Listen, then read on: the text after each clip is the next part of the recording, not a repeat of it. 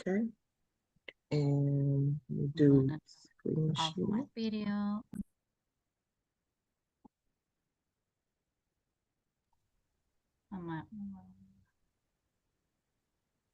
Okay, we are live. Admitting participants now. Okay,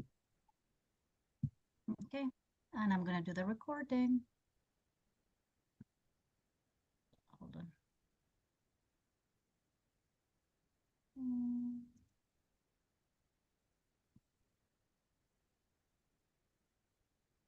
All right.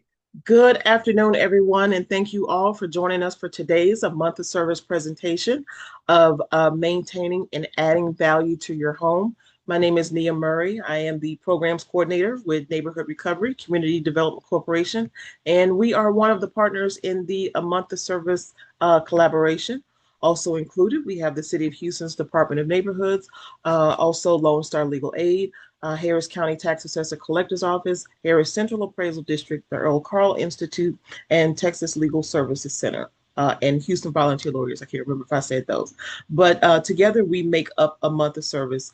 And basically, a month of service is the collaboration of all of our organizations coming together on a monthly basis and offering a variety of different workshops relative to community empowerment, asset building, the maintaining of generational wealth, and asset protection. So we know that there are a lot of resources that are out there that a lot of people don't have access to or don't know where to go for particular questions or answers or services that they need. So we decided to collectively come together several years ago and pool a lot of our initiatives, considering that we all pretty much service the same communities, and to try to create a larger impact and create as many relationships and get as much information out there as we possibly can to our residents that will be able to utilize this information. So again, the maintaining and adding value is one of the services or one of the workshops that's offered by Neighborhood Recovery. So we decided to include it into our month of service partnership. So today we're going to be again providing you information with maintaining and adding value. And what exactly does that mean? There's a lot of little things, little tips, little maintenance issues that you could do or things address that can help with the longevity of your home, prolonging any big major issues where small issues then can become larger issues that can cost you a lot of money. In addition to that, when you're interested in doing some upgrades and some renovations and things like that to your house, what exactly does that do to the actual market value, and explaining or knowing the difference what market value and appraised value actually is, especially as it relates to your property taxes and things of that nature too. So there's going to be quite a bit of information that's going to be available for you guys today for the homeowners here. So we definitely want to again thank you all for joining us. Do note that we are here to assist in every way we can. If there are other resources that are available as it relates to like home repair programs, as we get them, we definitely do send that out. If something comes up throughout the presentation, or even as you as participants, if you guys know of any services that are out there that are currently helping with home repair programs and things like that, then please let us know. Type it into the chat so that way we can help distribute the information to, again, as many people as we can possibly get the information out to. Do know that you have the option to ask whatever questions it is that you like, but do keep in mind that we want to try to protect your privacy as best as we can. So we ask that you try to keep your questions to be very general.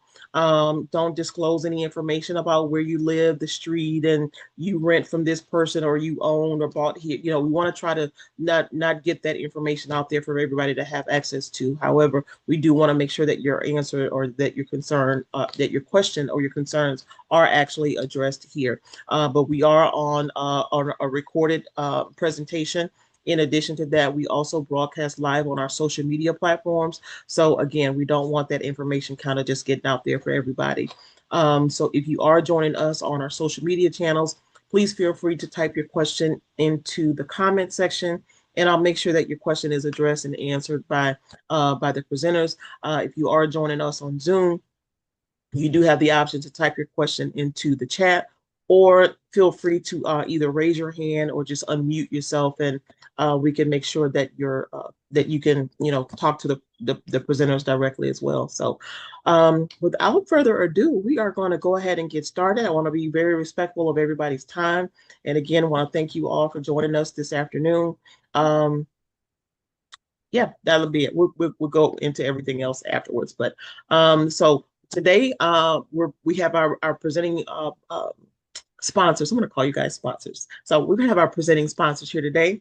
Mr. Clifford Joe with GI Inspections, who's going to be giving you the information about home maintenance and maintenance tips and things that you need to do. And then we also have Miss Nikki Collins with Keys Real Estate Services, who is a licensed appraiser and new real estate agent, who's going to be presenting the information to about adding value to your house. So without further ado, let's see, Cliff, we're going to have you go ahead and go first, because I know you probably came off of a roof or something and need to get back to work. So I don't want to hold you up too much as if we don't have to. So we're going to have Nikki, we're going to let you introduce yourself first. Cliff, you introduce yourself, and then you can go on into your presentation. So Miss Nikki.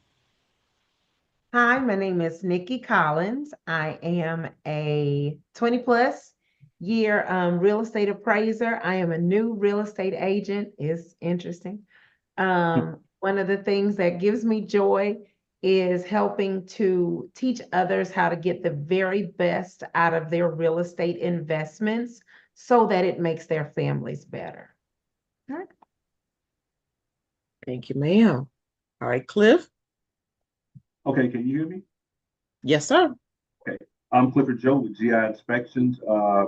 Been an inspector now for close to 15 years. Started after leaving the military, started in real estate, decided to switch over and become a home inspector, and been loving it ever since.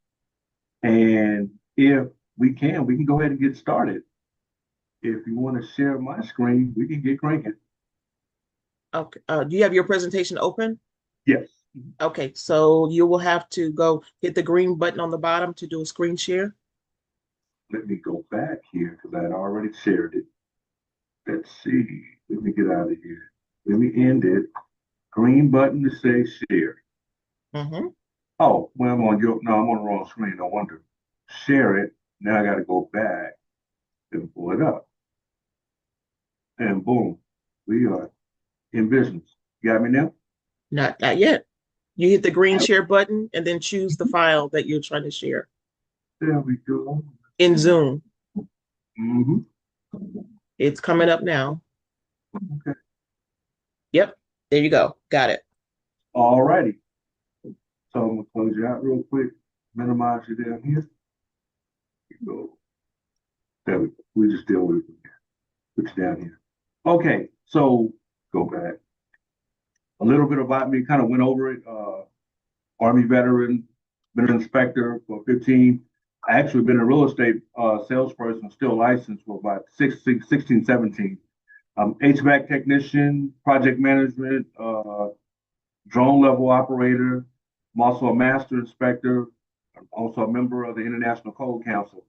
But today we want to focus on the maintenance of your home. I think it's very important that when you become a homeowner, that you understand the maintenance part of your home and why it's so important, because it can affect you in multiple ways. Sometimes it's when you get ready, mainly what I see is when you get ready to sell your home. And the inspector is going to go in and a lot of things that were just left undone for so many years.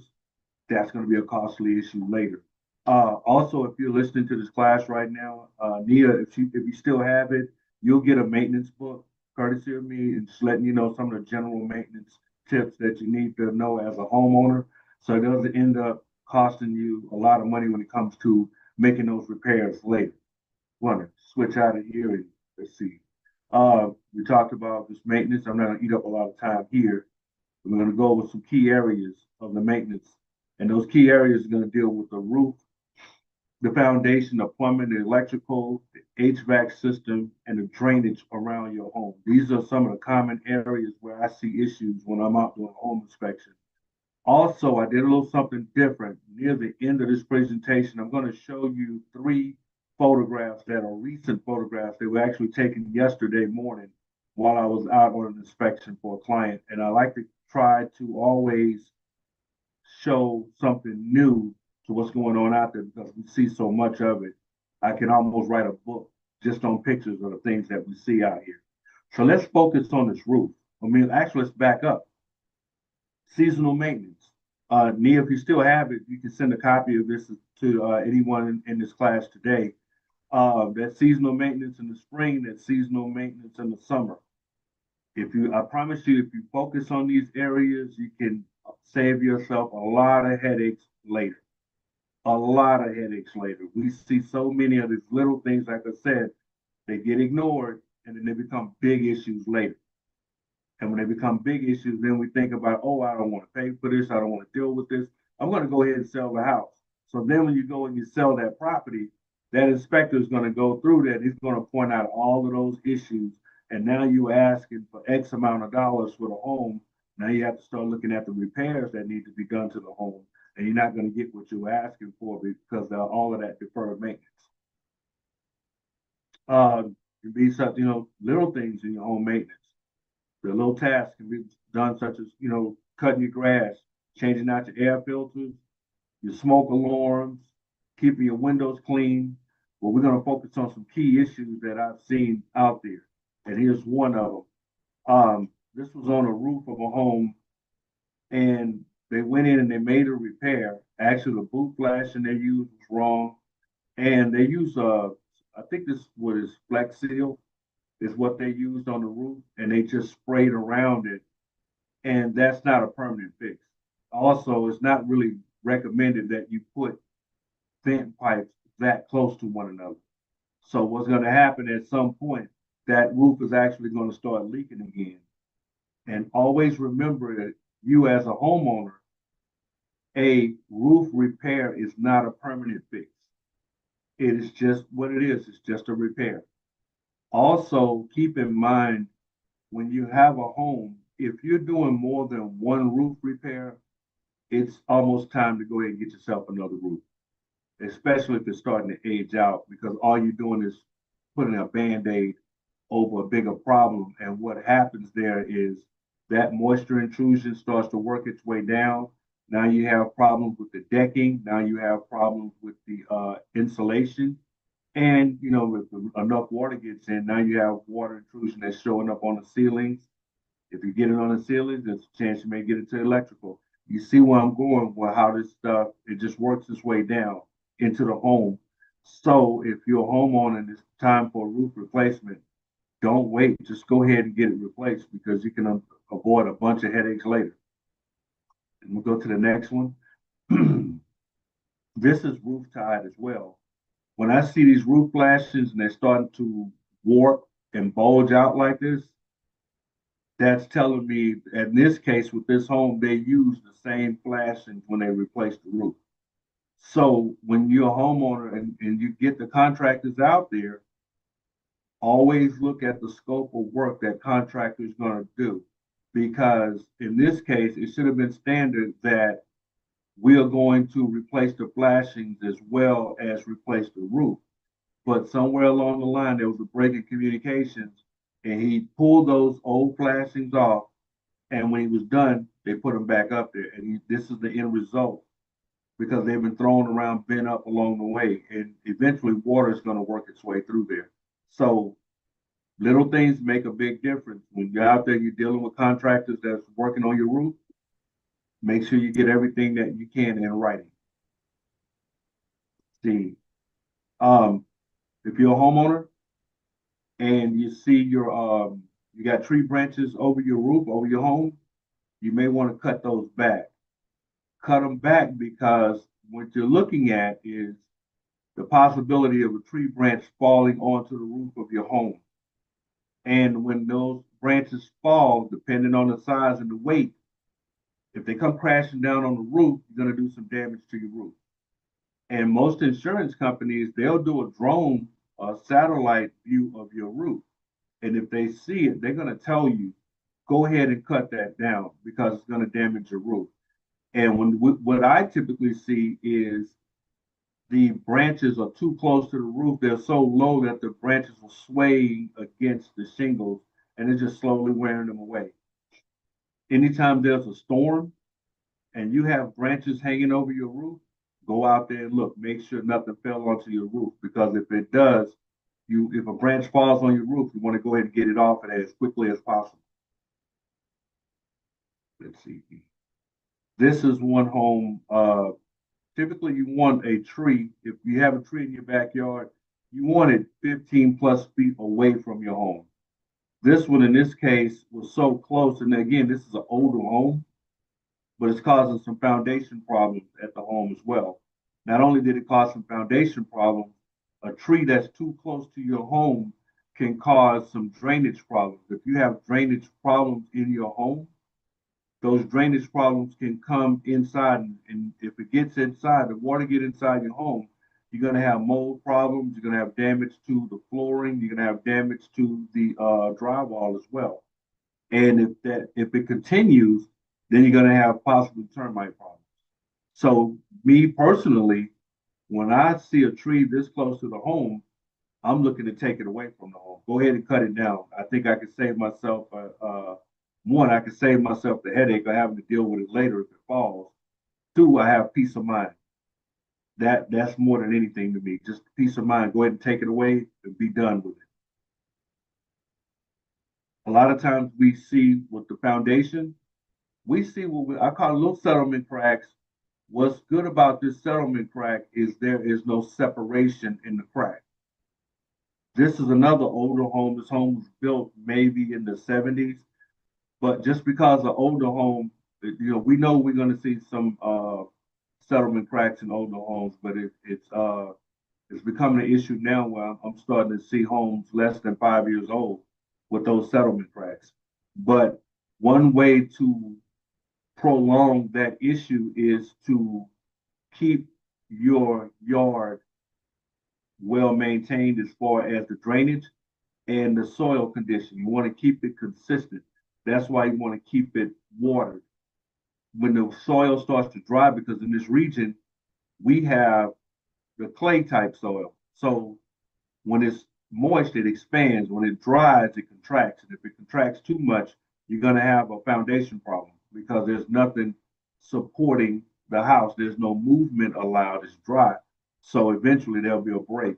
So you always want to water your lawn, make sure that the drainage is good around your lawn as well, because it makes a big difference in the long run, a big difference. And we're looking now, we've had some hot days. Thank God we're starting to get some rain coming in here. But you see what's going on down in Galveston. In some areas, like with the streets are starting to buckle in Galveston, we've seen that here right now in the Houston area. And that's all because of the heat and lack of hydration. So it makes a big difference. So always keep your yard watered. We go to the next one. This is common, little what I call corner pops. We call it chipping of the foundation.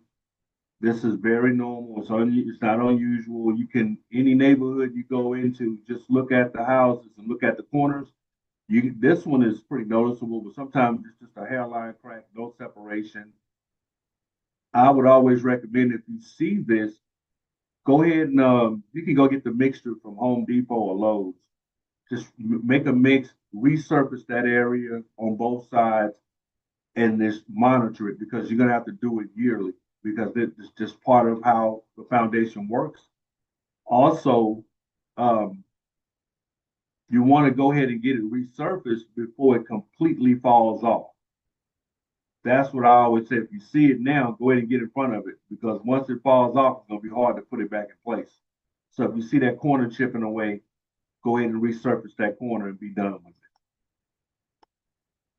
it. Okay, I'm looking at this support post here. Oh, let me go back. How do I do that? This support post here. This happened because of the repairs to the foundation. All that stress is causing this post to warp. Now, when you are getting and again, as homeowners, at some point, you may have your foundation worked on. if you have your foundation work going, when they're done, look at the condition of your attic framing members because there may have been some movement. Also, if you get too much moisture inside of your attic space, this can cause some movement as well, where your roof will start to dip and sag. But in this case, this was a foundation issue after the repairs were done. So always be mindful. Once you have the foundation repaired, come into the attic. Look at your framing members. Make sure there's no movement. Because if you start having movement and that goes ignored, you're going to create a bigger problem in the event that it breaks. Then you're going to have your whole roof in that particular area that's going to start to dip downward. So again, foundation repairs. After the repairs are completed, go look at your attic framing members. This home was a rehab. After they did the rehab in this home, they didn't put any type of insulation in there. So you have a new AC system that's going to have to work real hard to keep the house cool because there's no insulation in the attic. So a home that has poor insulation can lead to higher utility bills. In the attic, if your insulation is not adequate or missing like now, that's going to cause excessive heat to become trapped in your attic space. A hot attic will do damage to the shingles on your roof. And you're going to see something, the shingles are going to look like, they're going to get that crocodile skin pattern because they're just cooking up there. They're getting direct heat from the sunlight and what's reflecting back from inside the attic space. So your shingles are basically getting cooked on both sides due to no insulation being installed in the attic. So always have at least 6 inches of attic insulation. It needs to be at least 6 inches deep, and it needs to be rated. In this case, R19 was the most common insulation rating that's used in a residential attic space. So always remember, just go and check your attic insulation. If you see spots in your attic insulation that's where I can see the ceiling, then yeah, it's time to put some insulation in there. See, this is what's showing up on my thermals. These areas are where there's no attic insulation. So you see how that heat is starting to penetrate the ceiling and enter the home. Even though you have central AC, you still, you're creating more unnecessary work on your unit. And that result is going to end up with a higher utility bill. So you're seeing the temperature change in there, and that's working its way into the home. So we're starting to see why it's important to have good attic insulation in your home. Other than attic insulation, this was more of an electrical issue. Be careful of the contractors that you decide to bring in to do a job. In this case, not only did we, the attic insulation is not the electrician's call. That was the installer who was supposed to come out and do this, didn't do it. But if I look up here, this little black box here, this junction box, this home was rewired. What they did was the electrician, whoever got hired to do this, removed all of the old aluminum wiring and replaced it with the white wiring here, we call Romex wiring. And we got it up here too. This wiring should never be resting on the attic floor, just like that junction box should not be resting on the attic floor like that. All of this is a possible trip hazard.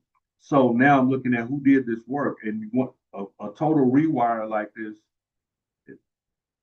For me, I would have asked, was a permit pull to do this job. And anytime you do a major job like a window replacements, water heaters, HVAC systems, they have to pull a permit, So you check with your city and local code zoning board, see what's supposed to be done before the work is done incorrectly. Because in this case, you may not have a recourse if anything goes wrong. So protect yourself as the homeowner. This one, this is under a sink. And this is a shock hazard. When you look at it, even though it's mounted on the wall, there's no cover plate. So what happens typically when we're washing our dishes, we over the kitchen sink, our hands are wet. And what are we doing? We're reaching down, trying to turn on the dishwasher, turn on the food waste disposal, or hit a light switch. And with no cover plate. So what happens if you accidentally get your hand touching one of those wires and they're wet? You're going to get the shock of your life. So always add your cover plates here. Here, this home was not grounded. I'm looking at my tubing here, my conduit here, and here we got wires running here, but nothing is grounded. So in the event that, say this house got jolted, I'm not gonna say a bolt of lightning because you can be grounded and still catch fire, but if you had a power surge, that surge needs to travel to the earth and it's gonna go through this rod here, but it's not connected. So if you get a power surge in your home and your home is not grounded, it's a real good chance you're going to short out some of your electrical devices. I've seen it with done damage to televisions. I've seen it do damage to laptops that were plugged in. So in some cases, blown light fixtures, you're definitely going to trip some of them. So having your ground rod in place with the ground wire and ground clamp seems like it's just sitting over here, but we need to have that in place. And that's how you ground your home. If it's not grounded, you will get a power surge. You get a power surge, you may lose some devices. You're definitely going to trip some breakers. So go outside sometimes when you get home. Look at your connection here. If you're looking at that clamp, if I touch it, I shouldn't be able to move it around. It should be a good firm grip onto that rod. And if it's not, go ahead and tighten it down. This is why you hire the right people to do a job. This is a tankless water heater. And when it was installed, it started leaking on the hot side, on the left side, which is your hot side. Well, beneath that, there's a drain pan here. But this is just not, it's not really considered a drain pan for a residential home. It was just a drain pan, a drip pan. It had no connection to drain out and away from the home. So the end result, the leak was so bad here, it filled up the drain pan here, and it was a huge drain pan. And that water overflowed onto the ceiling area. So you ruined the insulation, you ruined the ceiling too. And I was told that this was a master plumber that did this job. So you say it's a master plumber, I don't think a master plumber would have put that type of work in there, not knowing that, you risk losing your license doing some work like this. So in the end, I don't know what happened in the end as far as if the buyer decided to move forward or not, but I pointed it out and that was pretty much the end of my part of it. But I'm saying that to say, when you have a professional come in to do the job, check the credentials. This job, first off, I would have been, where is your permit? Because there was no permit pulled to do a job like this. And when something like this, very extensive, this home was replumbed and that was put in. So when you're doing that scope of work, that big of a job, yeah, there should have been a permit pulled. So it didn't happen. And that created a problem bigger than what we wanted to see. So unfortunately, it did more damage than good. This is common. And I'll tell anyone, go home, look under your sinks in the kitchen and in your bathrooms, and just kind of move whatever items you have stored under the sinks and run the water, run the hot and the cold, and see if you have any drips that are coming. Sometimes that drip is coming from the connection of the drain line under the sink. Sometimes it's starting to leak at the fixtures that you're using, your faucets. On the hot and cold side, they wear out, they're old, and they start to get those little small leaks. We don't notice them until all of a sudden you open that vanity cabinet door and you get that odor that rolls into the living space. And that's usually an indication that there's a leak there. In this case, judging from the thermal imaging, I'm looking up here at the top, to the right of this drain line here, on down, it had been leaking for some time, and no one knew about it. So little things like that, that's general maintenance. I would say every 6 months, look at it. Go in there and look at it, see what happens, especially if you store a lot of items under your kitchen sink or your bathroom vanities. Because if you start banging against this drain pipe, you may break the seal on it. If you break the seal, you may get a leak. This is a brand new unit. But for some odd reason, actually the unit was about a year old. They left the warranty papers up here stored, and this is the furnace. And I'm looking at this red tag. This tag is laying across the burners. Tag laying across the burners, and the warranty papers are sitting over here. What do you think is going to happen when they fire that furnace up? You're gonna lose your warranty papers because they're going to probably burn up. If not, they're going to singe. And that warning tab that may trip your alarm. If you get a fire outside of the burning tubes down here, you're going to burn up your wiring harness here. If that's a pretty expensive job to replace that wiring harness. So if you're going to buy an entirely new system, you're going to replace your HVAC system, always look for the warranty papers. If your unit is stored, your furnace is in the attic space, just ask the installer, hey, can you bring me the warranty papers? Can you bring them down to me?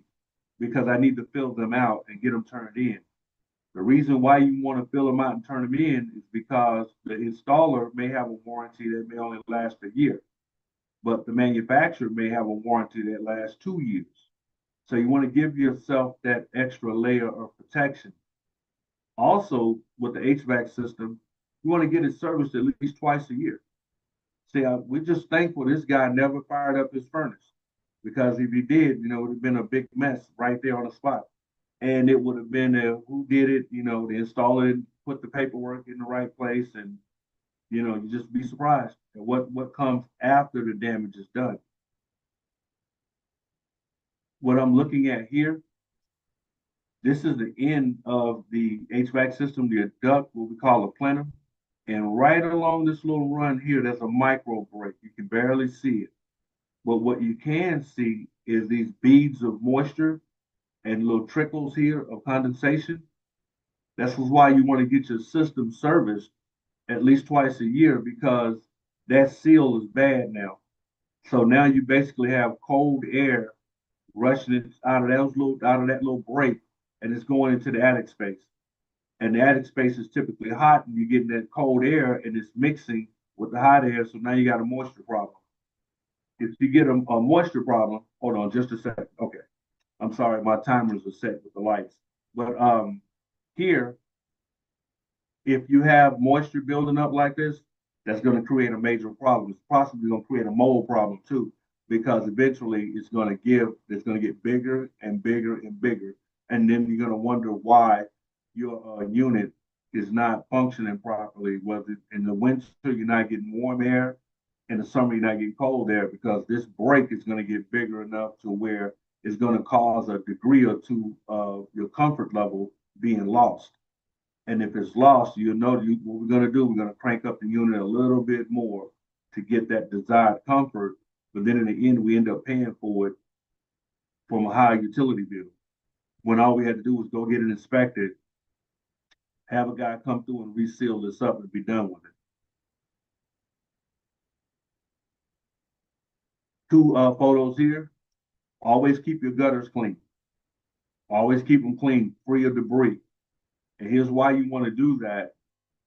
If you keep too much of your gutters start filling up with debris, the water can't escape. So now you have the weight of that water trapped in there in your gutters, and the debris trapped in your gutters. Now your gutters are going to start pulling away from the home. If they start pulling away, now the new problem is the water is getting behind the gutter. It's going to damage the fascia boards. And if it damages that fascia board, it'll start damaging the soffits. Now, cosmetically, you're going to look at it, it's a problem now. So you always want to keep your gutters clean and free of debris. Also, at this bottom picture here, what I'm looking at, there's no splash block here. Or you could have put an extension here that runs all the way out. All you're doing at this point from here all the way down to here, you're just creating a divot in the dirt. And all it's doing is just eroding away the soil that makes up the pad that your house sits on. And eventually it's going to cause a foundation problem. And it won't happen overnight. It'll be years and years of it. And eventually you'll start noticing some movement. You'll start noticing little settlement cracks in the exterior, in this case, the exterior brick. And it doesn't, like I said, it doesn't happen overnight. It happens over time. And eventually, if no one gets in front of this, it'll happen. So you always want to make sure you could have some good drainage around your home. In this case, our appliances, they're like vehicles. They wear out. It's not unusual to have the knobs start to break off on the appliance or they become difficult to operate. See if you can go online, look up the model of the appliance that you have, in this case, this range. See if you can get you some new knobs, and just go ahead and replace them. You don't want them to break on you to the point where they fall off and you can't turn off that device or that appliance. You don't want it to get that far along the line. So you want to keep them clean, keep your range clean. Also, when you keep your range clean, make sure your knobs are fully functional. This is a plumbing issue that I noticed. I was actually out on a inspection, and I noticed it took a very long time for that tub to fill up. Well, in the end, they realized they put on the wrong faucet for the tub. The faucets that are designed for the tub and the kitchen, even the vanities, they're rated. The flow rates are different. And putting this on here, the wrong one, the flow rate was a lot lower. So it took a longer time to fill that tub up. And we're thinking something like it's maybe a block somewhere, but just using the wrong material. So again, you always got to make sure you get the right people to do the job. You could have gotten past that one. So one day you'll be looking at a home like this, want to take a bath, and you're wondering why it's taking 45 minutes to fill up the tub. Sometimes it's just the wrong material that was used to do the job. It looks good, it looks correct, but even when you go to the hardware store, look at the flow rates. And sometimes ask, do your homework. And then after you do your homework, when you get to the stores and you ask about some of the items, look at the flow rates on them. It'll show. It'll definitely show.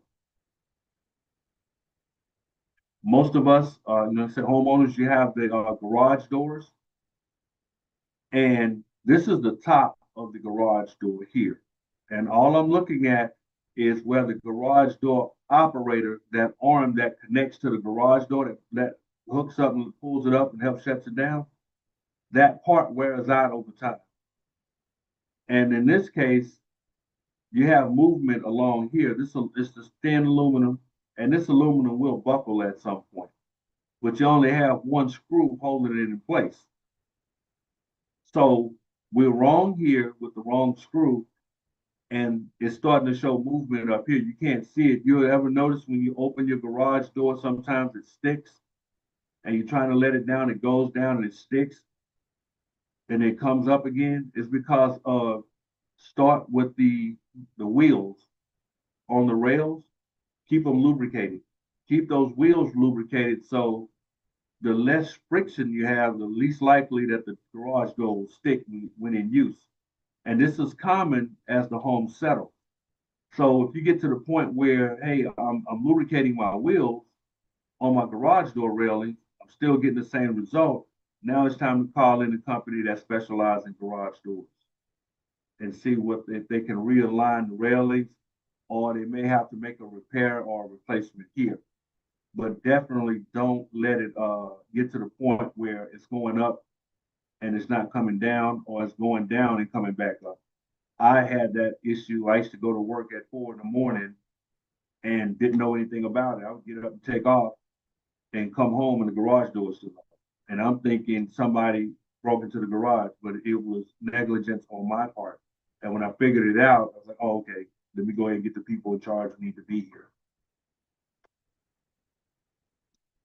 This overflow that I'm looking at here, this overflow has to do with the high loop on the dishwasher. That high loop was resting on the floor. It's a clear, if you have a dishwasher, look under your sink. When you look under your sink, you're gonna see a clear hose that's running from the dishwasher and it's connected to the food waste disposal. Well, it's designed to hang up behind the sink. If it's hanging up behind the sink, it's least likely to get a blockage. But if you leave it resting on the floor under the cabinet, it's probably going to get a blockage, and that overflow has to come in here. Luckily, I heard it, and I turned this opening. You always want this opening turned toward the sink. That way, if you get any water overflow, it's going into the sink and not onto the countertop and onto the floor. So always keep this cover pointed toward the sink. And if you see your dishwasher hose connection from the dishwasher to the food waste disposal, see it resting on the floor, go ahead and raise it. Raise it and make sure it's hanging on the hooks that's behind the sink. Termites. Termites, this is in a rehab project. This home had poor drainage. This is in the garage. This is next to a fireplace. If you can look at the photos, I can count 1 vein here, 2 here, 3 that runs all the way down. Let me go back.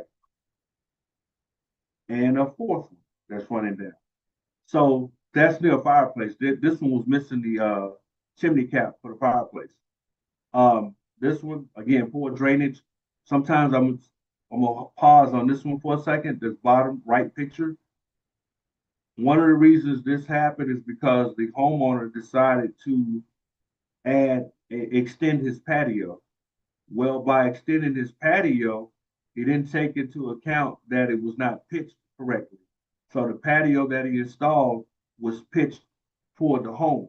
So anytime it would rain, water was going towards the back of the garage. So eventually enough of it got back there and the termites got back there as well. They had a field day.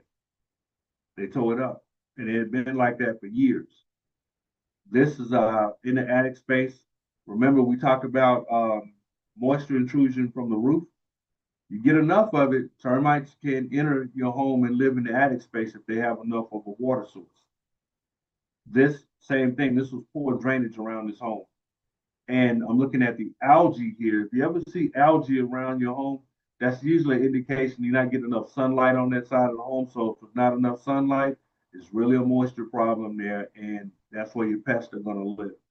So always, in this case, a light detergent with something to kill off the algae growth will probably remedy the algae issue. And at this point, I would have called the termite guy in, exterminator, to see how far my the damage has been done inside my home. This is a mold issue. Remember what we mentioned earlier, always look around and see if you have any leaks under your sink, because those leaks under your sink can cause this problem. This picture was actually taken yesterday. I was out looking at a house and they pulled out the vanity, and when they pulled the vanity out, that was left. So you got mold over here. So you got to cut all that out, see what's behind it, and see what's the next course of action.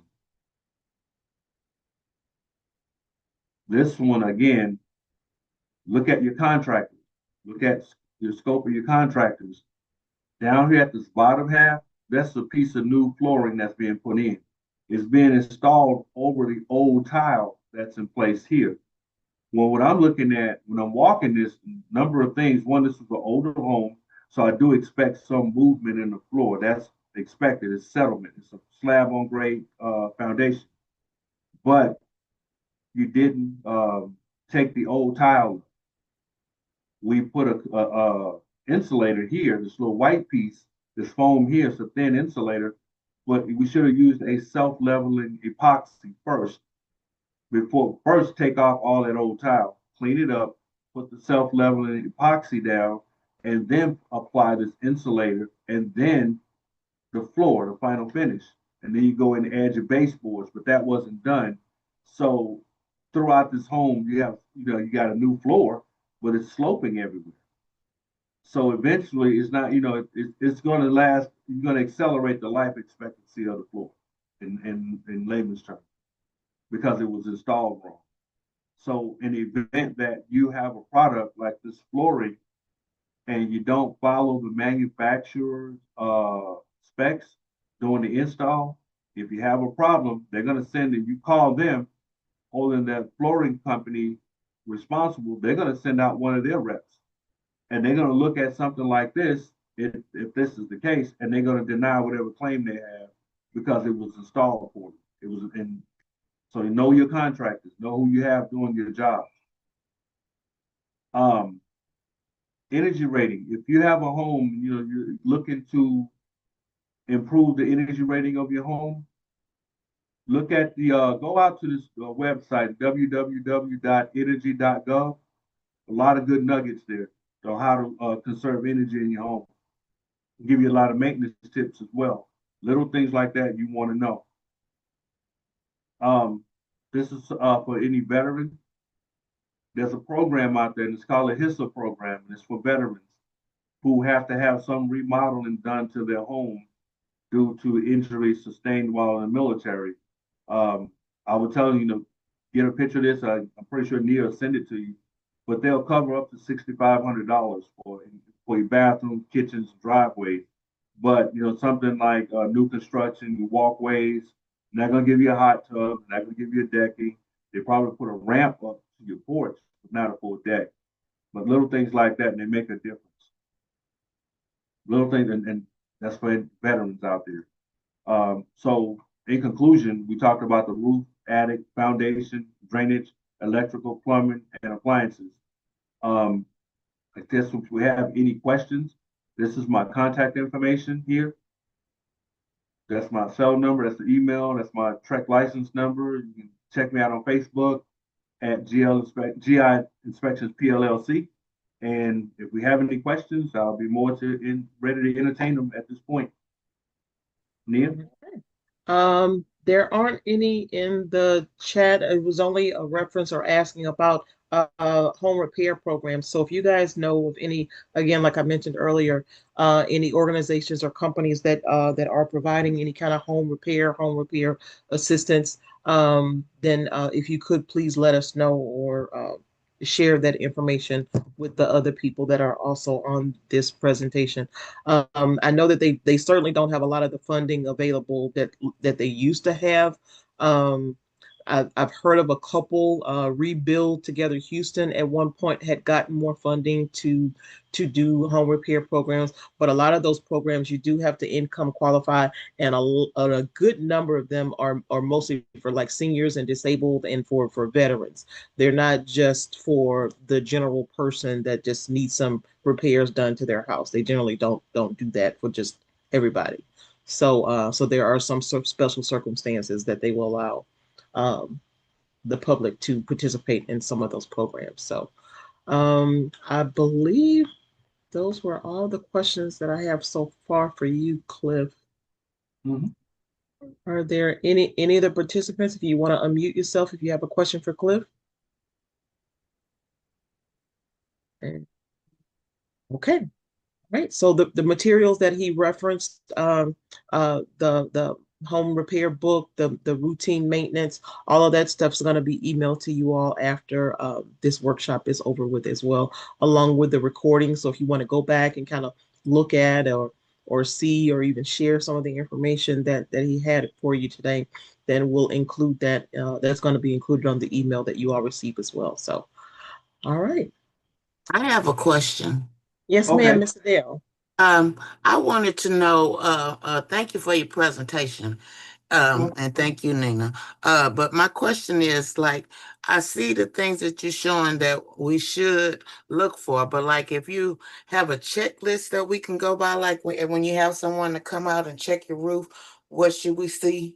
So are they supposed to scrape all the shingles off of the building and then start repairing or what? Here's how that works. If you're trying to do just simply a roof repair, No, I mean to have it redone. you have I've had repairs already, and they came back on me where I had to get it repaired again. So I want to try to save up to get enough to have the whole roof redone. But okay. I want to know, what should I look for? They're gonna get all them shingles out the way and put down some more wood or whatever before they put the shingles Yeah. down. A good roofing company, first check your people, your roofer. Check Uh-huh. around, because I've seen some astronomical prices out there, and I've seen what I call fair pricing out there. And guess what? They're all doing the same job, the same Right. size, same material. So Uh-huh. where is this extra charge coming in at? So you as the homeowner, Uh-huh. this is what I can tell you what should happen. Once Okay. get a scope of work. When they come out and do a replacement on your roof, they should replace the flashings. They should around the perimeter of the roof, and they should replace your vent flashings too. Also, when they remove the shingles, even though it's allowed in the state of Texas to put a new roof on top of an older one, it is I not want recommended. that. Yeah, my house is old. It's been here for 69 years. So I know the people that lived here previously, they had their roof redone, but I don't know if they replaced any boards, but I Well, if want it you done have right. because some roofs have decking and some roofs have what we call slats, planks. So if you have any broken planks, and there's a method that they can use to put what we call plywood with sheathing over the planks. That's how they're gonna upgrade it. But if it's an older roof and it has it in there, if there's any damage, they're gonna point it out to you because all of the old shingles are gonna be taken off. So if Uh-huh. there's any areas of dry rot due to moisture intrusion, they're gonna point it Uh-huh. out to you. Hey, we had Uh-huh. to replace this piece out. Hey, we had to replace over here. We had to replace this piece out over here. We had to, you're fine here. We can let that make it. But this is what you have. Looking at your shingles, know what a 30-year shingle is to a 20-year shingle. Do they look different? Yes, they do. Send me your email address and everything. I'll show you what a 30-year roof shingle look like as opposed to a 20-year shingle roof. Okay, that'll be good. That's Real good. you want to know that. Hmm. Again, they should not only when they do the install on your roof, they should paint the flashings at both of them, at the vents and at the perimeter. Get that in writing, because I see a lot of new roofs that are being put up and they don't paint the flashings, and you want those painted, even your vents, your metal ones, say for your furnace and your water heater. You want those painted because you want to prevent any premature rust and corrosion. Even on the PVC pipes for the plumbing, you want those painted because you don't want any early deterioration of the material. And a Right. lot of times they tend to forget, or it was not part of the scope of work. And that scope of work is important. That's what's to get all of that up front. Mm-hmm. That way, if there's a problem, you can address it. If they're saying they're using a stainless steel cap nail, I want to see that nail on site. If they're telling me that they're using a Rhino underlayment, synthetic, I want to see synthetic. If they're telling me they're using a Rhino felt underlayment, I want to see that. If you're telling me using Owens Corning shingle, uh, I can't think of the name of it off the top of my head, Supreme. I want to see Supreme. If you're telling me, everything you're telling me that you're going to be using, that's what I want to see on the ground the day of the install. So I'll look at the boxes and see what the box has labeled on it. Yes, it's going to be right there. Okay, so I'll take a picture of it. Mm-hmm. And the one place that I have had to keep repairing is right over the bathroom, where it leaks in the bathroom. It's like a line going across my ceiling. So how can I make sure that they reinforce that area? Where that little flute come up out the ceiling, Mm-hmm. or whatever you call it. If Well, it's no, go I'm ahead. listening to you. I'm sorry. Go ahead. Well, where that flute is, that's where the water been leaking So I had to repair it twice. So I know now I need to go on and just get the whole roof repaired. But how can I make sure that they reinforce that area so that it doesn't come back so soon? Okay, well, the proper way is that flue vent should be at least, for starters, that flue vent itself should be at least 6 inches in height. When It's they that. when they put the new one on, it should be properly sealed or at the edges and around the base of it. Here's something that they don't always do, but it's depending on where you live. Mhm. If you go to Brazoria County or towards Galveston, it's mandatory, but there's no law saying that you can't do it here. When they Mhm. install those vents on the roof, they not Uh-huh. only install them and nail them down, they caulk and seal them around all of them. So Is that's that just the way to do it? say Caulk again. and seal is better? That's better. That gives you an extra layer of reinforcement. Okay, so caulk and seal and then You hammer can it nail it in down? place and then caulk and seal around it. Okay. Because the men that came out, they did do something around that little flute hole, looked like tar or Well, something. I don't know what it was, but it still leaked and I got to get it fixed. So thank you. by leaks, they don't get better. Okay, thank you. You're welcome. That's all I wanted to ask you. I'm going to look for your book so I can read through it.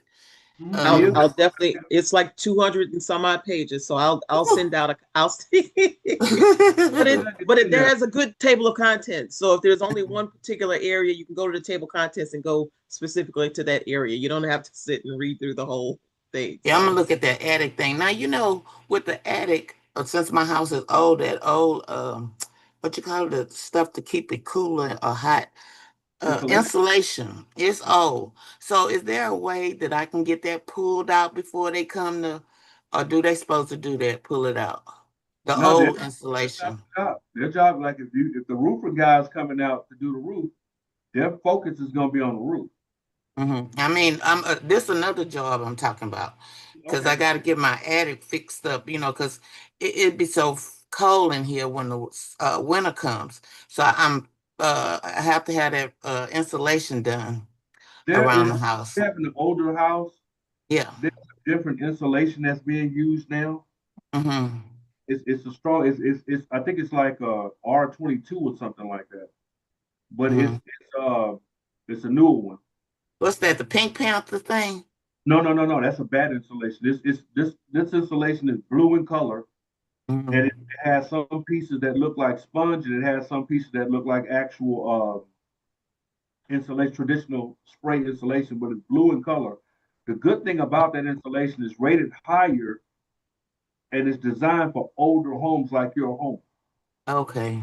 Also, it's been treated to prevent. It has a chemical in it that's designed to repel pests and rodents. Okay. But if you have a home that's less than 15, 20 years old, that's not a home that you want to put that in because you're My going house to. is 69 years old. Your house is almost 70 years old, so it'll work Yeah. perfect. Yeah. So when they come to put the insulation in, they'll pull out what's already there and Make sure you then get that start in putting it in. writing. Make sure you Okay. get that in writing. And here's why I say that. And they may tell you, oh, it's no problem. You can put new insulation on Nuh-uh. I'm not insulation. gonna go for that. Now, yeah, that's what I'm saying. You have to make sure you get it in writing that you now, I'll be honest with you, there will be a charge to remove that insulation, That's but fine. insulation in, but Mm-hmm. up front. Because I Um, don't know how to do it and I don't want to try to do it. But a lady told me that she had had some insulation put in her house over the old one and it was pushing down her ceiling because it was too heavy. oh, So, hmm so I don't want that. But I just want to know if who's you have responsible. moisture intrusion coming into your home, Huh? moisture intrusion, once it starts working, it's like it worked its way to the ceiling. Uh-huh. Worked its way through the ceiling and had to go through the insulation. So the insulation in that area may have been compromised. Oh, So okay. Well, I'm gonna read your book and see what it say. Then I'll call you and ask you a whole lot of questions. okay, no problem. Problem at Thank all. you. all You're right. welcome. So his contact information is there, and Yes. I'll also include it in the email for everyone too. Okay. Thanks. Cliff, thank you very much. I really definitely appreciate you once again for coming out and in providing this information this afternoon. You're always a wealth of information, and I truly, truly appreciate you. Thank you very much. Thank you. Let's see. Okay. Ms. Nikki, are you ready? We're gonna move on into the other part about adding value. So as you're making a lot of these changes and updates and upgrades, does it truly add value to your house? So without further ado, we're gonna have Ms. Nikki Collins. Cliff, undo your screen. Stop your screen share. Yeah, I switched it. Okay. Okay. All right. Hi, everybody. My name is, again, Nikki Collins. We're going to have a brief presentation on making sure that whatever you do to your property adds value, so that you don't waste your money. And we're going to talk about the different ways that we look at value. Because Cliff told us how to keep our value, and then we want to know how to add a value to it. So I'm a second generation real estate professional. My mom is a real estate appraiser and broker. My background is in IT originally, and then the bubble burst. And then I said, well, maybe I can learn something from my mom. So I went and got a real estate master's degree from Texas A&M, and I've been a real estate professional. One day I will change that number for over 20 years now. And let's get right into it. So the question, whenever you're talking about investments of any kind, whether it's a car, whether it's stocks, bonds, whatever it is, jewelry, the question is, what is your return?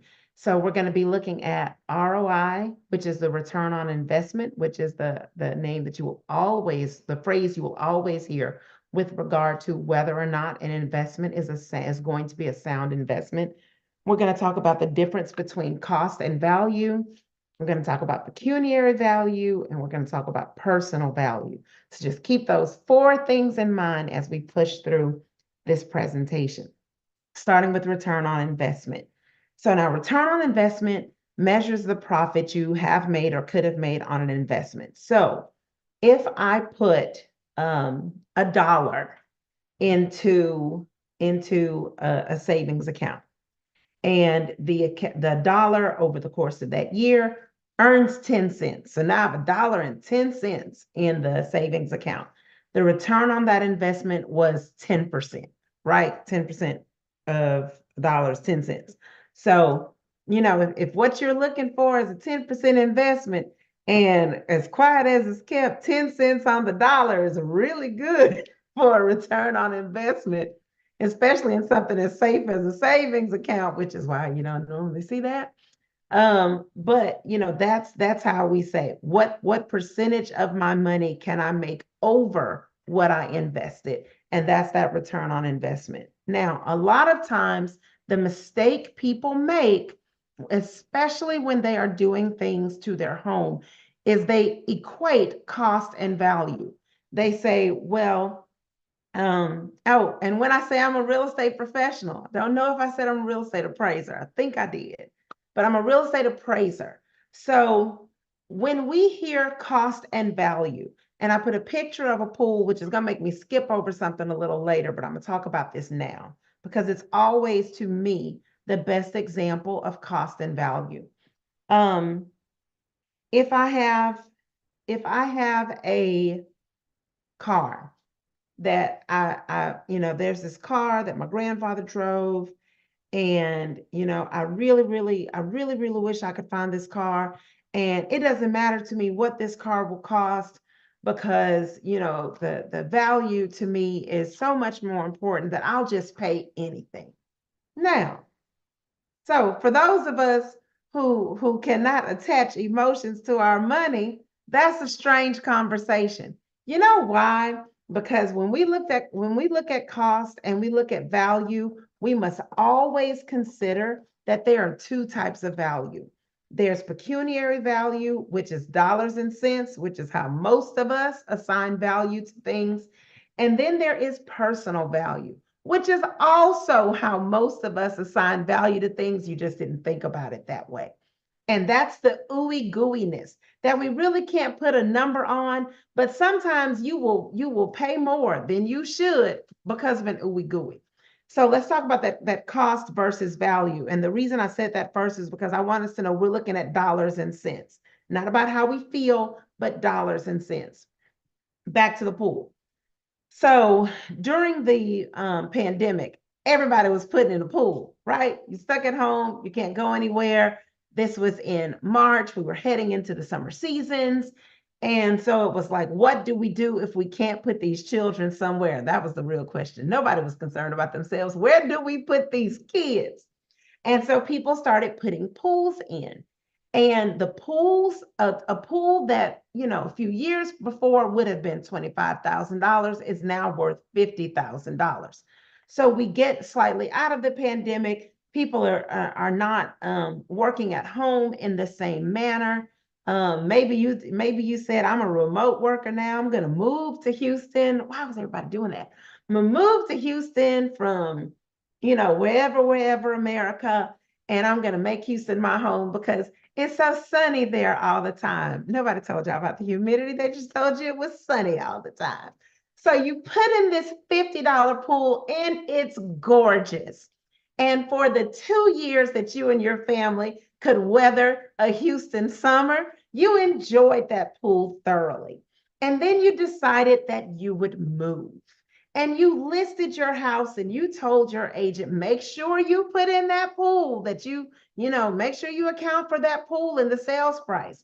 And your agent, because they may not be very good at their job, told you, well, how much did you spend on the pool? And you said, I spent $50,000 on this pool. So your agent said, okay, we will increase your costs over the neighborhood comps that don't have a pool by $50,000. Now, let me tell you what an appraiser is going to tell you. And this will only happen if your agent is not very good, okay? But let me tell you what your appraiser is going to tell you. They're going to tell you that that $50,000 pool that you got because you love your children and you didn't want them stuck in your home is going to be appraised for maybe $10,000. Why? Because your personal cost, what you paid for something, doesn't make it worth that in the market. It made it worth it to you. Now, there are some things that are fairly easy to determine cost and value as long as there are no extenuating circumstances. Whatever the market says is the rate for lobster or crawfish. Most Houstonians can understand that. You go into the restaurant, there's not even a number on the menu. Why? Because the market at large is going to tell you what that lobster or crawfish is worth today. And, you know, either you want to eat it or you don't, because that price is going to be fairly similar no matter what really nice restaurant you go to in the city. So that's kind of easy to see. But when you get into something where different people will have different opinions and feelings and thoughts about whether or not they desire a thing, the value changes. And so that's why we talk about the cost and value, especially with regard to pools in the greater Houston area. So now what we tend to tell people, this is the agent side speaking, what we tend to tell people if they desire to put a pool in their house, because we do renos and all that kind of stuff and help people get stuff done to their homes. They say, oh, we'd like to put in a pool.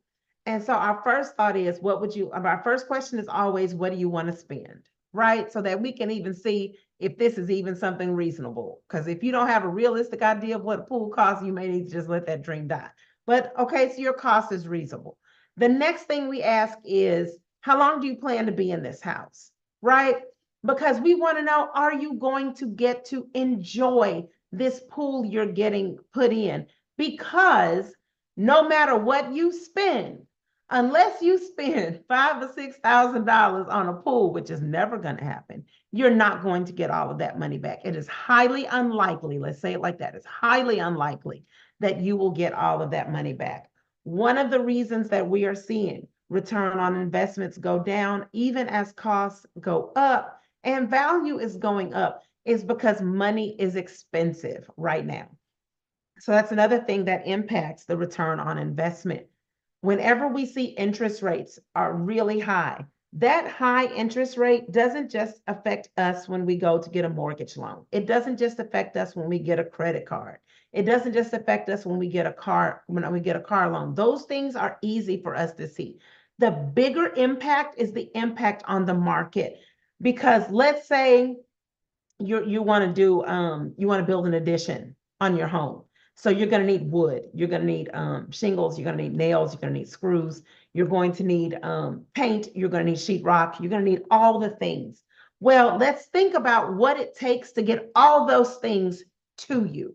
First, you have the supplier who has to pay his staff.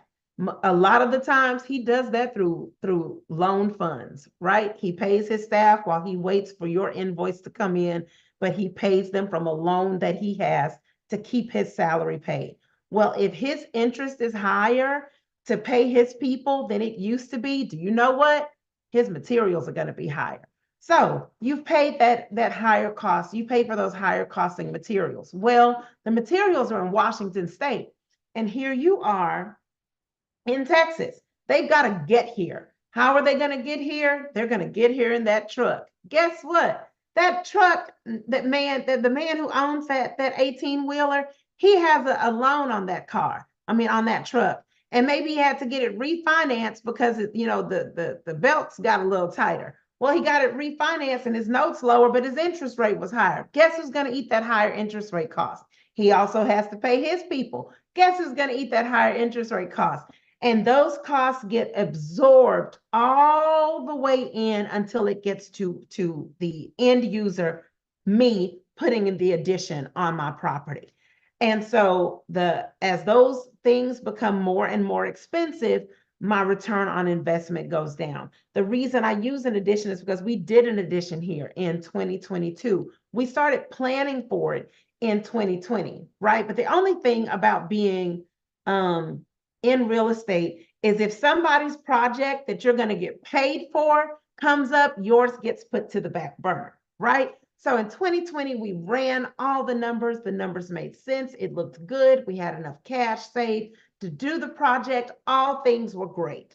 But this was the plan in 2020. Then just as we had finished getting the drawings done by the architect, we had a project we were going to get paid on.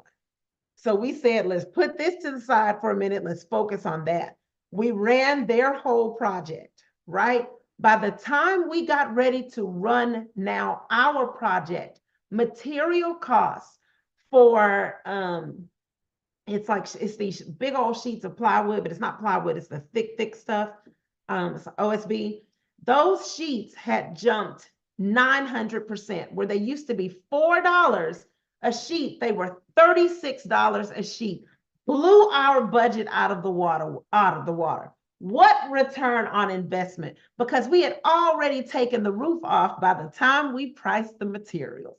So we just had to eat those costs, but it's fine, because the question, how long will you be here to enjoy it? We don't know until it goes away.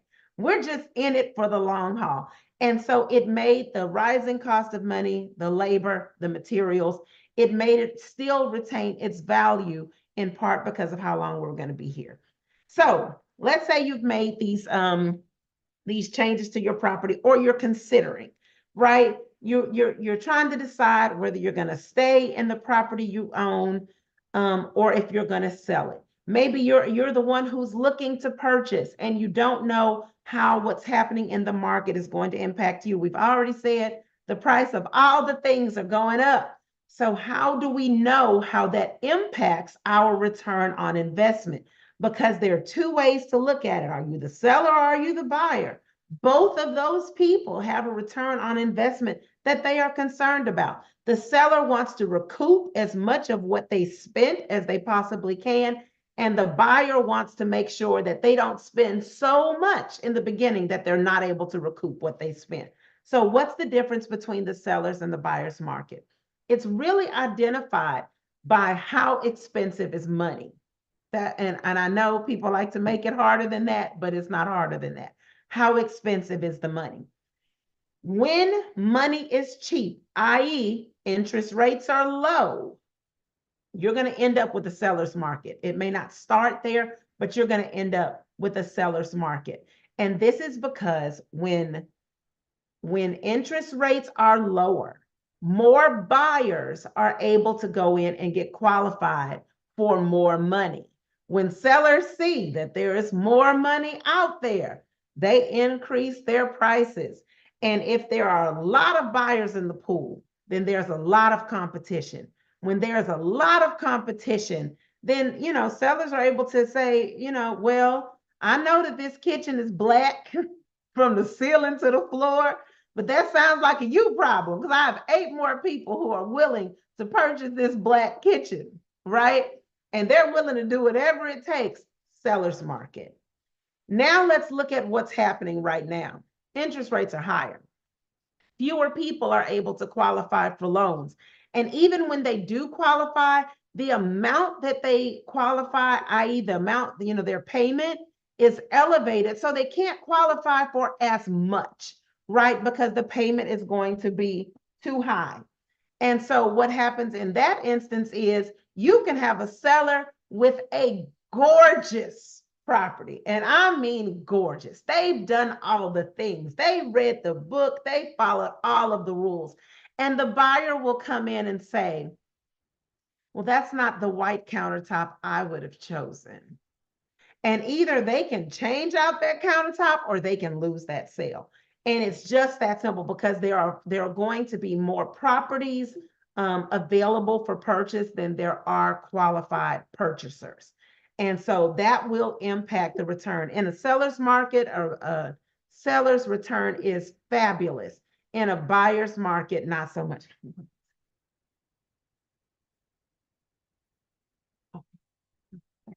I'm so sorry. I homeschool, and that's my 5-year-old, and she waited as long as she could, but she was getting ready to implode. Okay. So we talked a little bit about time being of the essence, how long you're going to own the property, impacting the decisions that you make. And let's also look at whether this is a homestead or an investment property. Are you going to live in it? The things that you would do for the house that you are personally going to enjoy should be different than the things you would do in a property that you are looking to either flip for sale or that you are changing and renovating in order to lease it out. When you are doing something with your own, you know, for your own taste, take the color wheel and just throw it in the air. You know, if you're going to be there to enjoy it and you're not looking to have to convince anybody else it's a good idea, knock yourself out, have a ball. But if your intent is to expose it to the market, then you want to have it as neutral as you can so that it impresses more of the market and doesn't restrict you into a niche. Now, there are some properties in certain price points where you don't have a choice. You have to do what is done in that segment of the market. But when you're in the average portion of the market, you want to make sure that your property is as appealing to more people as it can possibly be to make sure that you retain your value if you are trying to sell or lease that property. So we talked about being able to enjoy the fruits of your labor. Don't put that pool in looking to get that money back because you may or you may not. Now, let's talk about the difference in the things that increase value. I always like it when the inspector talks before me because it helps me it really makes understanding deferred maintenance easier.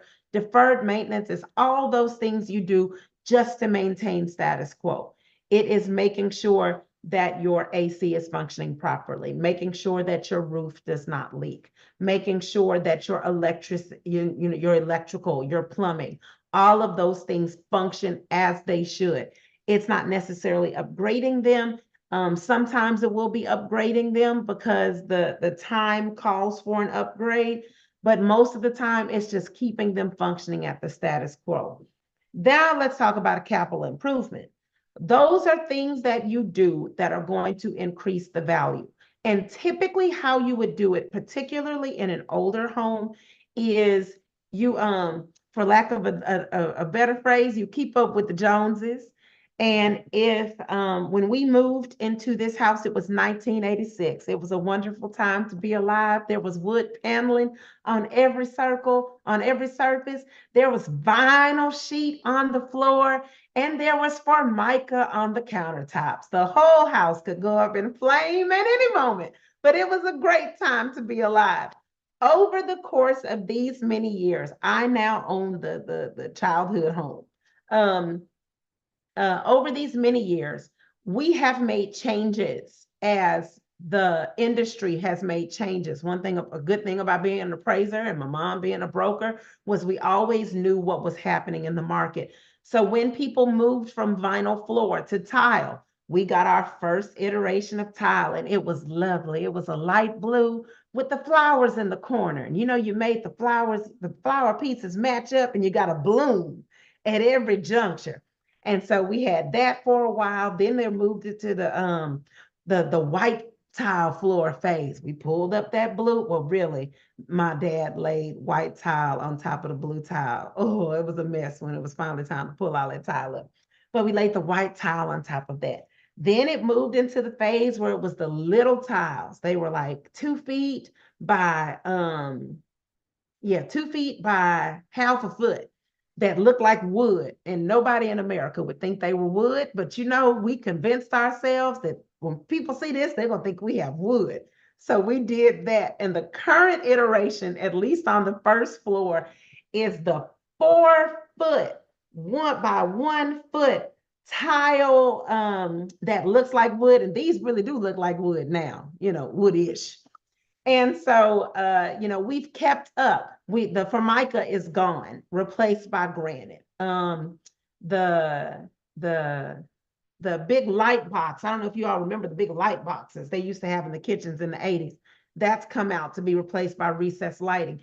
It's just making sure that you do all of those things that keep your value in line with what's happening in the market. What are people looking for now when they go into a house? And so what we like to do on occasion is just to walk through some models. What are they doing in the new homes? Oh, they don't use this anymore. They're doing this now. Now, my mother still loves dark floors. So we have these dark floors throughout the house, and nobody's putting in dark floors anymore. But we're not looking to sell it so she can love her dark floors while she is here to love them. And we will just suffer these dark floors where you can see every speck of everything while she's here to enjoy it. But so those things that increase the value are those things that keep you current, not so much keep you functioning, right? But keep you aesthetically current. So how do you know what changes to make? We're going to think 2 ways. The first way is we're going to think like a buyer. Sometimes we want to do things where we're like, well, I really like this Egyptian marble. In your segment of the market, do people care? Do they just want a stone? Right? So it would make sense then to just use a stone that's more reasonable, which helps your return on investment, but also pleases the buyers that you're going to have. One of those is a granite and one of those is a marble. The one that you would think is a granite, the splotchier one, because that's what granite normally does, right? That's what, in a lot of places it has that little crumb to it. Or you would really just think the striated one, the one with the lines, was the marble, because that's how we're used to seeing marble. But that piece that has all the little crumble, that's actually cut out of a section of marble.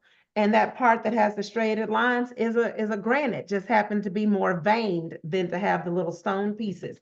So the average buyer doesn't know. I didn't know till I pulled those pieces when I made this PowerPoint way back when. And so, you want to make sure that you're not doing things hoping to impress, but it's going to leave you in a manner where you won't get that money back. The other way is to think like an appraiser. So when an appraiser is valuing your property, in a perfect world, the sales comparable they would use, because we always use historical data, would be a house with the exact same floor plan you have next door that sold yesterday. Then we could say, oh, for sure, that's what it would sell for, because that's what it just did on yesterday, right? And so we always compare to the homes near you We look at what people are buying, right? What they're expecting in those homes. Right now, my home would not be worth as much if it still had the vinyl flooring and the Formica and all those things, because no other homes in my subdivision have that. Even though these are homes built in the 80s, everybody has done all of the countertops and the flooring and when we run into a property where they haven't done those things, it's like a bidding war to go and buy it. So you can go and do those renovations, throw it back on the market because you know you're going to make the money because you were able to buy it for so much less than you could buy anything that had already been renovated in our neighborhood. And quality over quantity. Sometimes less is more, right? Don't spend a whole lot if your market doesn't require it. You do what's necessary to satisfy the purchasers in your market. So don't over improve. Don't put in imported bamboo floors when vinyl plank from Floor and Decor will do. And also make sure that you do enough. Don't just roll out a fresh sheet of vinyl if every or put in old, cheap carpet if your neighborhood is full of homes that no longer have carpet. And then you want to keep up with how the market is moving. What is the market doing? Are prices cooling? Maybe this isn't the best time for an update, preparing to sell if you're not going to see any of that money back because prices are going down. And if prices are becoming stale, but I really want to do this thing, maybe I can't move in a year or two like I'd anticipated. I really need to sit down for 5 years and enjoy, what it is that I wanted in my home. So what are some low cost changes? I tell everybody, the best thing you can do to make your home look like something, clean up, have somebody come in, wash walls, deep clean floors, do baseboards, all of those things that appeal to the eye. Because if someone comes in and those things that are easy to do have not been done, then the assumption is that those harder things were definitely not done, right? Like, in our minds, we'll say, well, I did the so-and-so, so they shouldn't be looking at, this, that. And I say, well, I never would have imagined you'd have gotten there if you hadn't done this. And so you want to make sure you do those easy things. Refresh painting. Don't have stains on the walls and, places where you can see that your child has written their name or scratched the paint off completely. And so you want to repair those easy things. You want to repair and replace damaged or stained items. If someone put a hole in the wall, get someone to come and repair that sheetrock. They don't have to replace the whole wall. They could just fix that piece, blend that paint, and then now it looks like nothing ever took place. And it didn't cost as much as it would to, redo the entire room. Now, how do we move the needle if we really want to make a big change? When you look at the real estate appraisal form and it's asking about the condition of the home, it doesn't ask if you put in new carpets. It doesn't ask if you painted throughout. What it asks is have you updated the kitchen and the bathrooms in the last 15 years? It asks, what did you do? Did you remodel or did you update? Then it gives a list of timeframes to see how recently was this done.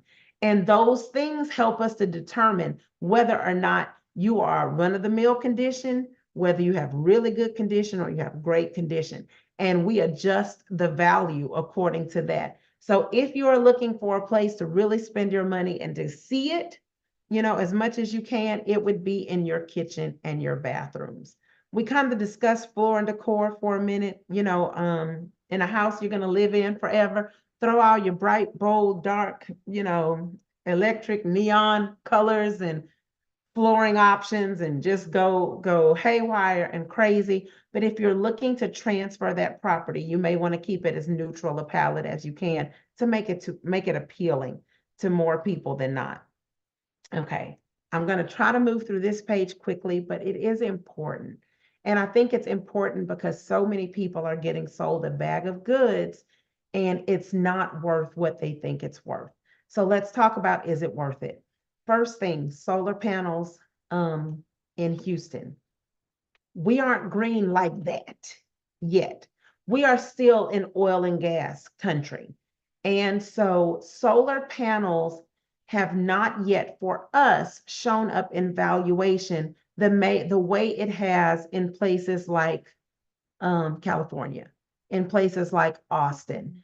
And one of the things that happens is people get locked into these gigantic contracts where when you get ready to sell your house, unless you pay that thing off completely, you can't even sell it because the solar panel lender doesn't want to be in a second lien position to the mortgage company, and no mortgage company is going to be in second lien position to anyone. And so I've had a lot of issues where deals have fallen off the table because of solar panels. You're left with this, maybe it's gotten your light bill down to $30 instead of the $200 it had been, but now you have a $275 solar panel bill. And so we have not yet found it, this is my personal opinion, to be worth it in the Houston market for most purchasers. Second thing is generators. Generators, you won't see the value show up in your appraised value, but it is like that swimming pool. It is, are you going to be there to enjoy the additional security of having your generator, lights available no matter what's going on weather-wise in the city. So for everything on this page, solar panels, generators, swimming pools, outdoor kitchens, they are worth it if they are personally worth it to you. If you are looking for pecuniary value, you will not find it on this page. We don't have the market for it. Even if I feel like something should be worth it, as an appraiser, I use historical data, and we don't have enough data to show that these are market, that there is a market trend that supports additional value for these items. So we want to do something. We want to make some changes. We sat through all this time of me telling y'all what's a good and what's a bad idea. So what do we do now? So we write out our plan. We've decided, I've just had enough of these cream walls, and I want to do something different. So make your plan. Know what you want to spend. Know what is too much to spend. Know what is important to change in order of priority. And you be honest, and I want you to be specific, but I do not want you to spend more than you can lose. Because you may spend the money and never see a dime back. Your return on investment might be negative. And so you want to make sure that no matter what you spend, you can afford to not get it back. That if you have the opportunity to enjoy it, it will be enough. And that way you won't make any mistakes as you make amendments to your property. So if you have questions, you can contact me anytime. My cell phone is 281-414-5709. There's no such thing as a personal cell phone number if you're in real estate. My email address is nvcollins@keysres.com, and my website is www.keysres.com. And that's it. Okay. I didn't have any questions in the chat here. I'm actually going through the emails that from when people registered earlier to see if there were any comments or questions there that need to be gone over. I don't have any on social media. Let's see. I know they don't appreciate how fast I just talked.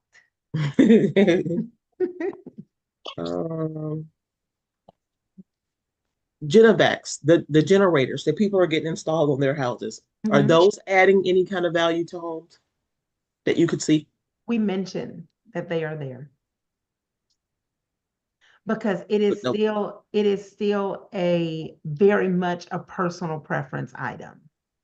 It is not where you have full wide market expectation of it being there. There are certain things that the market expects, and then there are just things that people like. Gotcha. Ms. Marla, you have a question? Your hand is raised? Yes, I do. I'm in my house 27 years. Only 2 of the rooms were painted years ago, and I have a large house. How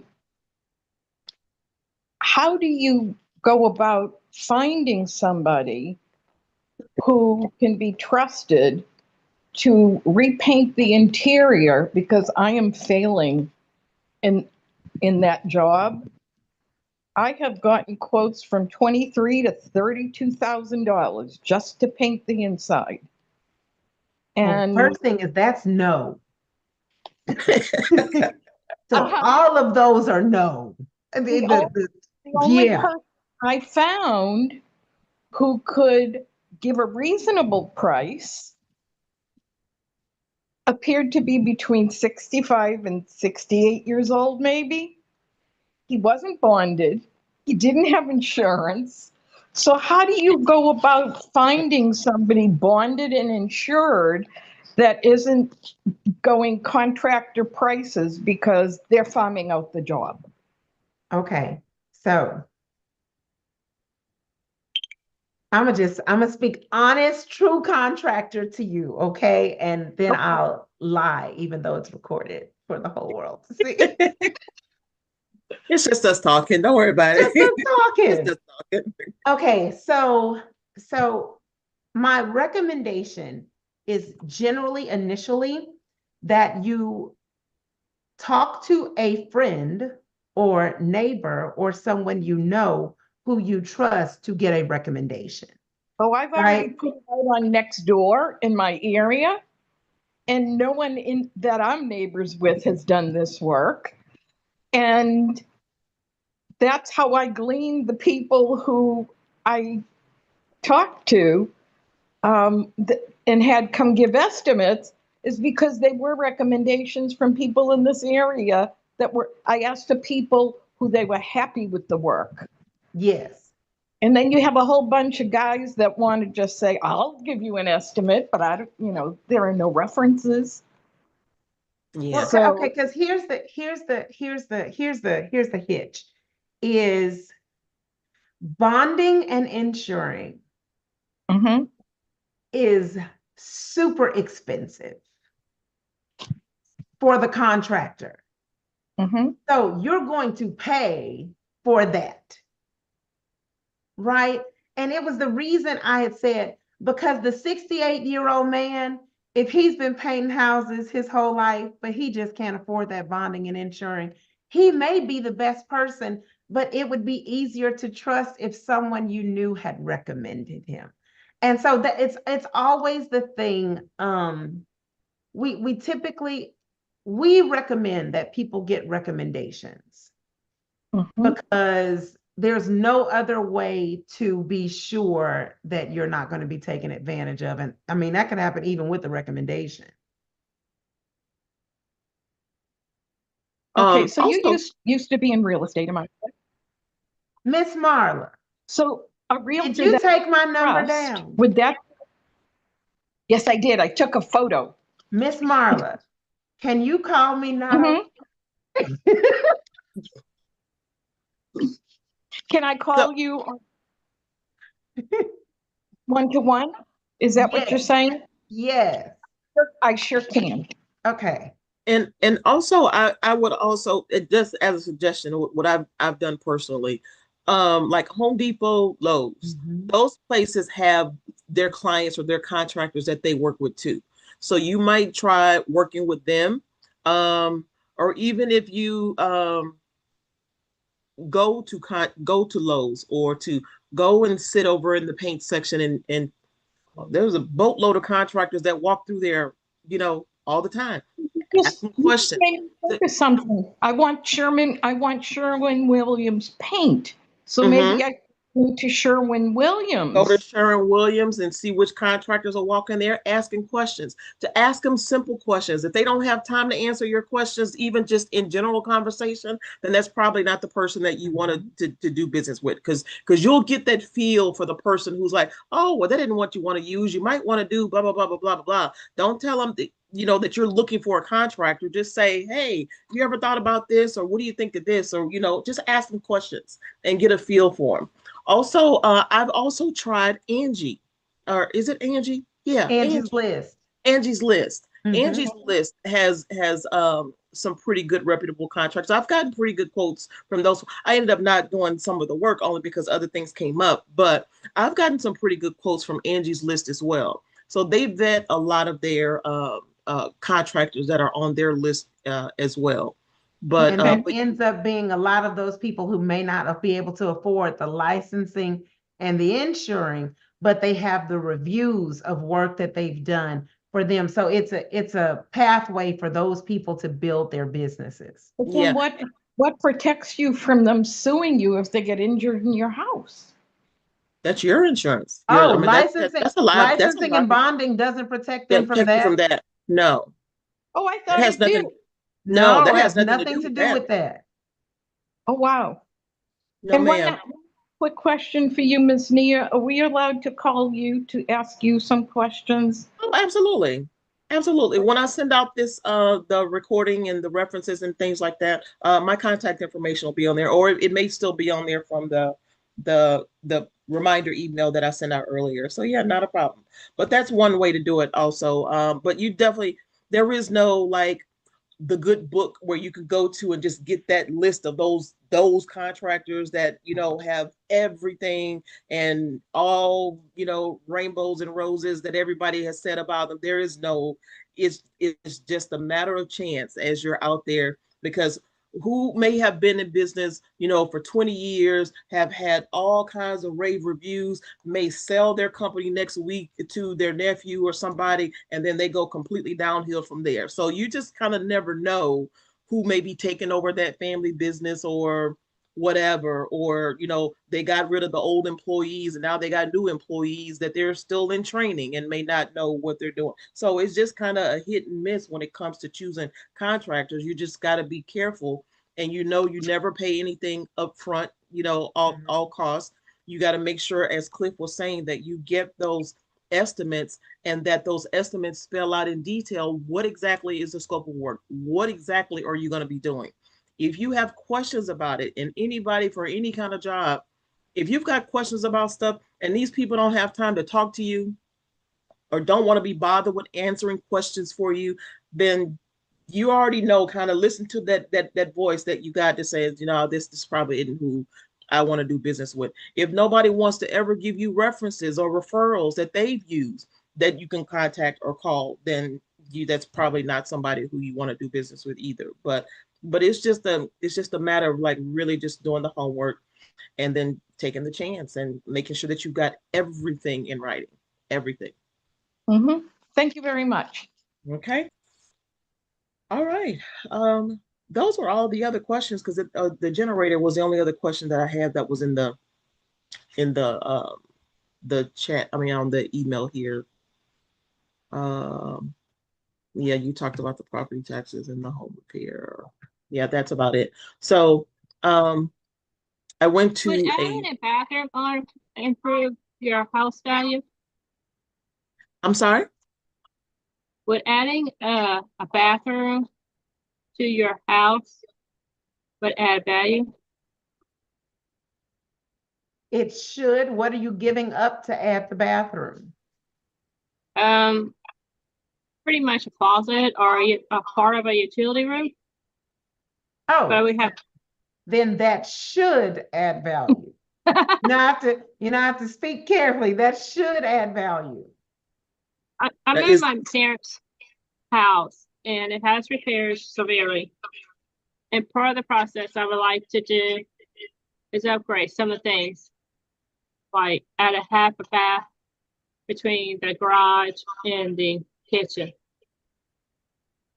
You don't want to lose a bedroom closet. I was just about to go there. If a bedroom loses its closet, it's no longer a bedroom. I'm sorry? I said you don't want to lose a bedroom closet. I heard you say a closet was one of the choices. You don't want to lose a bedroom closet, because then the bedroom is no longer a bedroom. No, what it is like a utility closet. But we have another room that I was going to convert it into a full utility room. And where the washer and dryer is, I was going to think about putting a half bath. Okay. We've actually done a very similar project. We moved the utility room in order to put in a half bath. But we didn't lose any bedroom, you know, we didn't lose any closet space. We didn't. And that's just like another situation is that I was thinking about adding a shower in my parents' bathroom. Otherwise, it's just a half. And I was going to fill out the closet in my room. Might be like 2 feet. And I thought that would might increase the value of the house. So let me understand what you're saying. You're gonna reduce your closet by 2 feet. I'm assuming it's a walk-in? Reduce the bedroom so they're back to back. Oh, reduce the closet. bedroom by 2 feet. By billing I out would a closet have to in know my more about the room. dimensions of that bedroom to know whether that was a good idea. Is it a primary bedroom or is it like one of the a smaller guest bedroom? The bath, the shower to be added on would be a master bedroom. Okay, so the bathroom is currently a half bathroom? The master bedroom has a half bath. Okay, and you want to add a shower to that bathroom? Right. And Okay. Considering that if the space that you pull to put the shower in doesn't make the room you're pulling the space from too small to be, you know, really used as a bedroom, then that should add value because it's moving it from a half bathroom to a full bathroom. Okay, that's what I thought.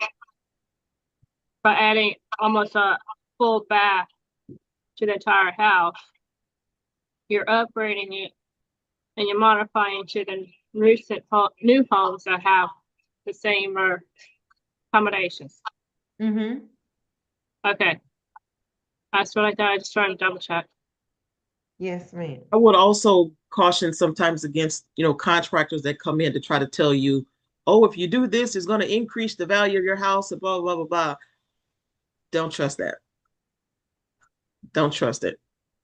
We are appraisers and we do contracting, and we still don't tell people this will make your value do this. Yeah. Just be careful. Just be careful. And make sure that they're pulling the proper permits. Mm-hmm. As Cliff mentioned before too. I just want to go back through the chat to make sure I'm not missing anything else or any other personal messages. So with that being said, I think that's about it. So again, a copy of this recording, the book, and the materials that that Cliff referenced will be emailed out to everybody so that you can go back and watch again and review. If you do have any other questions, please feel free to reach out to any of us.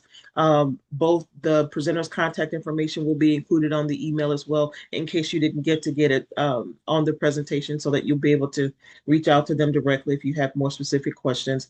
We want to thank you all for joining us this month. We used to do these every month, but now we moved to every other month. It's the third Wednesday of every other month that we do the maintaining and adding value.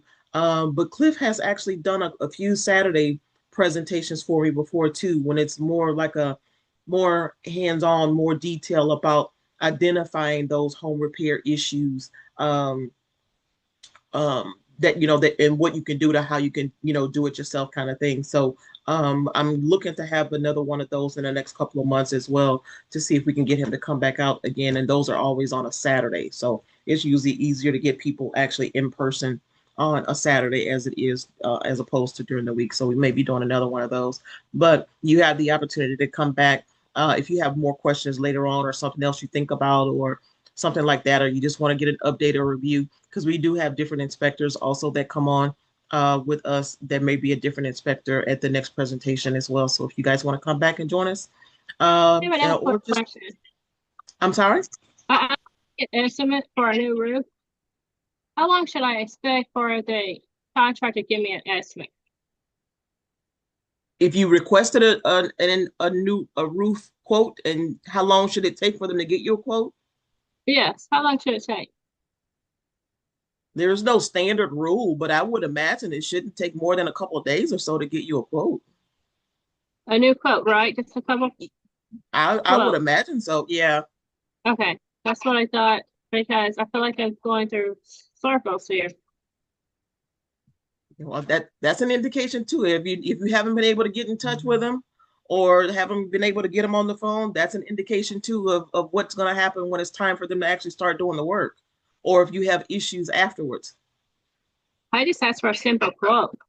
Quotes are Exactly. simple. Exactly. So if you can't get a quote, imagine what it's going to be for you when you get them to do Working some with actual them. work. Yeah, A pain in the neck. exactly. So definitely keep that in mind. All right. Well, you all have a wonderful remainder of your afternoon. Thank you, Miss Nikki. We appreciate you taking time out of homeschool because I know that's not an easy task either. So tell the kids thank you very much for letting us borrow you for a couple of hours to get this presentation out there. We really appreciate that too. So the rest of you guys, make sure that you have a wonderful remainder of your day. You all take care of yourselves. You stay safe, and we will see y'all next time. There will be a quick link that pops up on the screen if you guys don't mind just taking a couple of minutes to do a quick survey for us and letting us know if there's any other presentations that we don't currently offer that you all may be interested in, to let us know. And if any of the presentations that we've offered that you guys have been to, if they've been impactful in any kind of way, if we could just share your story with us and let us know so that we'll know that we're doing a good job, or that, that we're providing you all with the information it is that you need. If there are some kind of issues or something that's coming up that's impacting your particular neighborhood or your community or your family or whatever, that you just want more information about, to say, hey man, what happened to this, or what do we do about this, this thing is kind of coming up, let us know and we'll see what we can do about getting a presentation for you guys. So again, you all have the wonderful remainder of your day. Take care and we will see y'all soon. Thank you, Miss Nikki, and thank you all for your comments and your input and your questions as well.